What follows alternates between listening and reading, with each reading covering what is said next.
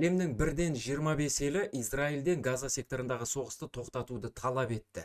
Израиль бұған жауап берді. Толық түсіндірейін. Бүгін 21 шілдеде 1-25 ел ортақ мәлімдеме жасады. Онда Израильден Газадағы соғысты тоқтату керегі талап етілген. Оған Ұлыбритания, Австралия, Австрия, Бельгия, Канада бастаған елдердің сыртқы істер министрлері қол қойған. Төменде қол қойған біз қарапайым және шұғыл хабарламамен бірге жиналдық. Газадағы соғыс дереу аяқталуы керек делінген мәлімдемеде. Сондай-ақ онда Газа халқының көріп жатқан азаптары жаңа деңгейге шыққан айтылады. 800 палестиналықтың соңғы оқиғалар кезінде көмек іздеп жүріп қаза тапқаны сұмдық жағдай. Израиль үкіметінің бейбіт тұрғындарға қажетті гуманитарлық көмекті беруден бас тартуы шектен шыққандық. Израиль халықаралық гуманитарлық құқық бойынша өз міндеттемелерін орындауға тиіс дейді бұл елдер. Бұл елдер Хамастың 2 жылдан бері ұстап отырған кепілдегі адамдарын да босату керек деп отыр. Олардың ісін сөгеміз дейді. Алайда Израиль бірден жауап қатты. Біз қабылдамаймыз дейді Израильдің сыртқы істер министрі. Себебі бұл құжат шындықтан алшақ және Хамасқа қате белгі береді деп отыр елдің билігі. Израиль 25 елдің бұл мәлімдемесінен